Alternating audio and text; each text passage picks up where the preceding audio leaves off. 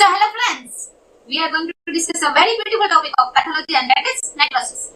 And this is all about the pathogenesis, how a cell is going to die. So this is me, Dr. Siddhi Davar, and you are watching the beauty of pathology with me. So necrosis.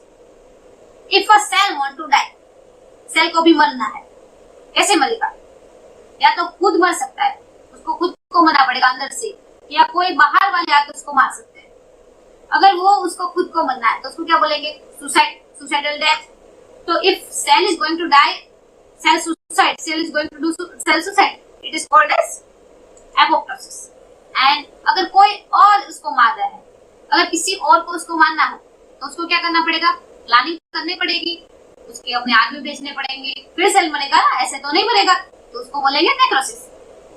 तो here we will discuss only about the basics of necrosis, and in next video we will cover all the types of necrosis, and then we will go further in apoptosis, the pathogenesis of apoptosis, and then all about the pathology.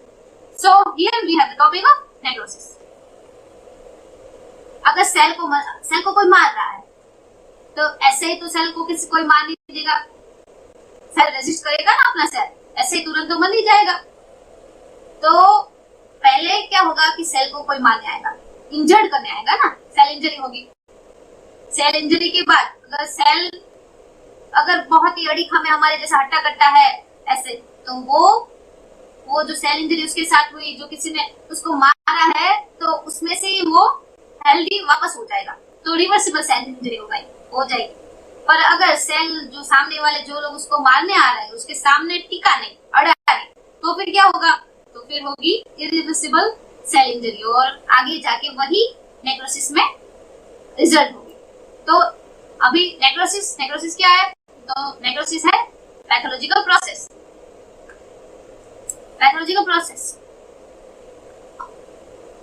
which is the consequences of severe injury.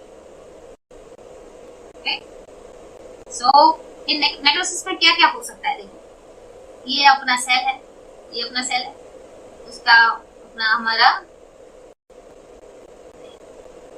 ये अपना cell है, ये उसका है nucleus है हमारा।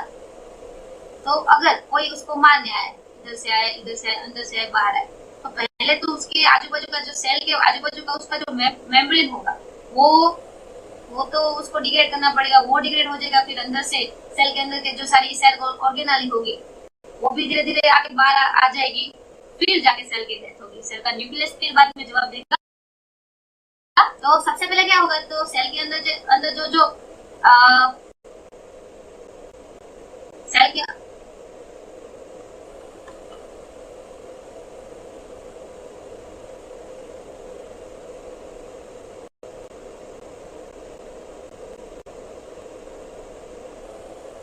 सबसे पहले सेल के अंदर जो भी प्रोटीन होगी, वो प्रोटीन जो है डीनेचर हो जाएगी। तो फिर क्या होगा? सेल मेम्ब्रेन में यहाँ से इंसान घुस सकते हैं, यहाँ से इंसान घुस सकते हैं उसको मारने, यहाँ से इंसान घुस सकते हैं। फिर लीकेज होगा, सेल के अंदर के जो प्रोटीन है उसका बाहर लीकेज होगा, सेल जाएगा, सेल के अंदर का प्रोटीन जाएगा बाहर जाएगा। फिर लोकल इन्फ्लेमेशन होगा कि अगर देखो यहाँ पर हो रही, कहीं पर भी अगर कोई भी इंसान अभी सिंपल सा भी अगर एक्सीडेंट हो जाता है तो क्या हो जाता है? उसके आजू बाजू पीढ़ी इकट्ठी हो जाती है ना। वैसे ही अगर सेल को कोई मारने आया है, उसका डीनेचुरेशन हो रहा है, उसके अंदर के सारे कंटेंट अगर बाहर जा रहे हैं, तो क्या होगा?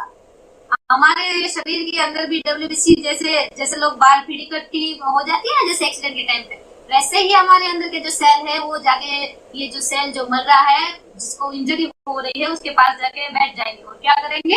Local inflammation. अगर वो एक्यूट हुआ तो क्या हो गया? एक्यूट में होंगे पॉलीमॉर्फ्स, और अगर क्रोनिक हुआ तो लिम्फोसाइट्स। तो लोकल इन्फ्लेमेशन हो सकता है, और अगर बहुत ही किसी की लिथली इंजर्ड सेल है तो उसका एंजाइमेटिक डाइजेशन हो सकता है। तो नेक्रोसिस में ये चार चीजें हो सकती है। अभी अगर देखो कोई एक सेल है, बराबर, सेल के अंदर अगर सेल के अंदर से सारे प्रोटीन बाहर निकल रहे हैं, बाहर निकलेंगे तो क्या होगा? वो जाएंगे ब्लड में जाएंगे। ये हमारी वेसल है, ब्लड में जाएंगे। अगर ब्लड में वो जाएंगे तो फिर क्या होगा? तो अगर हम कोई भी ब्लड टेस्ट करेंगे उसके हिसाब से तो वो हमें मिल सकते हैं। तो वैसे कौन कौन से ऐसे स्पेसिफिक बहुत ही है, एक है cardiac specific troponin.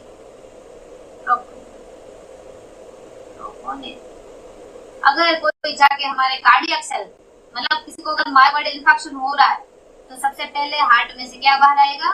Cardiac specific troponin, और वो 2 घंटे में ही बाहर आ जाएगा। तो इट इज वेरी स्पेसिफिक।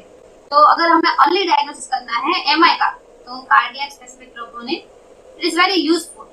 अगर हो रही है बाइल डक्ट, हमारी बाइल डक्ट में इंजरी हो रही है तो फिर क्या होगा? तो सबसे पहले बाहर आ जाएगा अल्कलाइन फॉस्फेट, वो आ जाएगा बाहर।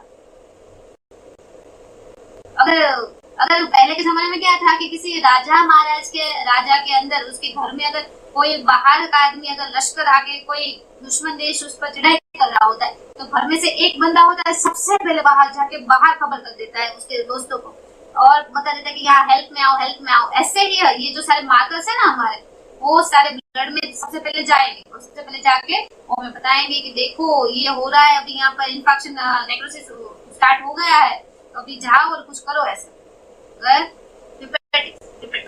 हिपेटोसाइट्स अगर उसमें हो गए तो सबसे पहले बाहर आएगा ट्रांसएमिनेज। तो इस तरह से बाहर आएगा। अभी ये तो हुई ब्लड टेस्ट की बात। अभी पैथोलॉजी में आगे एच स्लाइड में क्या दिखेगा? सेल का न्यूक्लियस,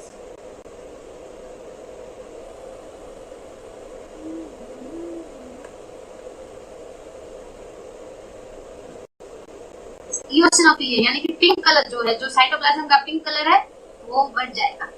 फिर हमें ज्यादा पिंक दिखेगा, ब्लू कम दिखेगा। उसका मेन कारण क्या है? तो ग्लासी होमोजेनस अपीयरेंस वो किससे आता है? नॉर्मल सेल होता है वो ऐसे बेचारा ऐसे पूरा उसका cell nucleus regular membrane cytoplasm उसका अच्छा रहता है, और हमारा जो नेक्रोसिस वाला होता है ना वो बहुत ही इओसिनोफिलिक ज्यादा हो जाएगा और उसका ग्लासी अपीयरेंस हो जाएगा। ग्लासी, और वो ग्लासी अपीयरेंस वो mainly due to loss of collagen particles की वजह से होता है। अभी देखो ये वाली इमेज,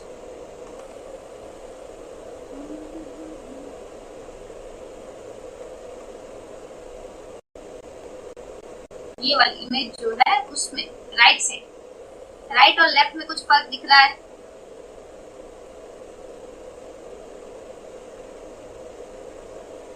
ये वाले यहाँ पर कुछ, यहाँ की मॉर्फोलॉजी देखो, ये बाजू की और ये बाजू की। यहाँ पे देखो हर एक सेल है, सेल में न्यूक्लियस है, रेगुलर मेम्ब्रेन वाले सेल है। सेल का आर्किटेक्चर हमें पता चल रहा है। ये बाजू सेल का न्यूक्लियस तो पता ही नहीं चल रहा है, ऐसे सारा इओसिनोफिलिक हुआ पड़ा है यहाँ पे, बराबर। ये वाला एरिया है हमारा नॉर्मल, ये वाला है नेक्रोस। अभी ये तो हुई एच की बात। अभी इलेक्ट्रॉन माइक्रोस्कोपी में क्या दिखेगा? नेक्रोसिस में अगर सेल डेड हो जाएंगे तो वो it can be replaced by myelin figures. Myelin figures क्या होती है? तो राउंड स्ट्रक्चर फॉस्फोलिपिड का प्रेसिपिटेट होकर के माइलिन फिगर्स बनाते हैं। तो माइलिन फिगर्स आगे जाके कैल्सिफाइड हो सकती है, आगे जाके फेगोसाइट्स जो हमारे मैक्रोफेजेस होते हैं वो उसको आगे खा सकते हैं, या ये जो फॉस्फोलिपिड प्रेसिपिटेट है ना वो कैल्शियम प्रेसिपिटेट वो रिप्लेस हो सकता है।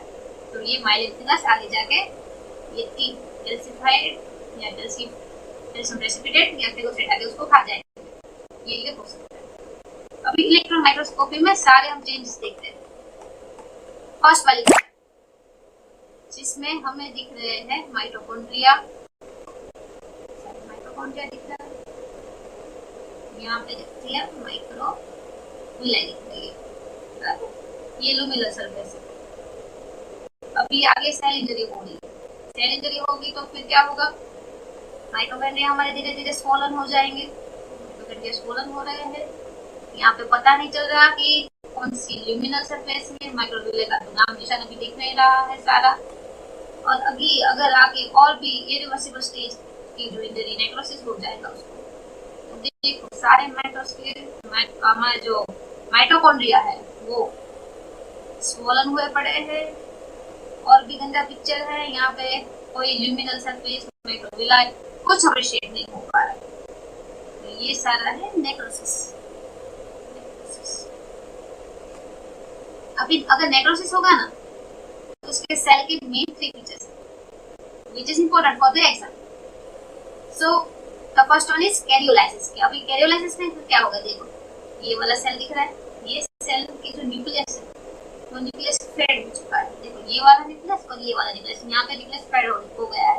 वो क्यों हो गया है, क्योंकि उसका लॉस ऑफ डीएनए लॉस हो रखा है, क्योंकि एंजाइमेटिक डिग्रेड हो गया है एंडोन्यूक्लियस। दूसरा हो सकता है पिक्नोसिस। पिक्नोसिस में क्या होगा, न्यूक्लियस श्रिंकेज हो गया है और क्रोमेटिन जो है क्रोमेटिन डेंस हो जाएगा, तो इसलिए ज्यादा बेसोफिल लगेगा पिक्नोसिस।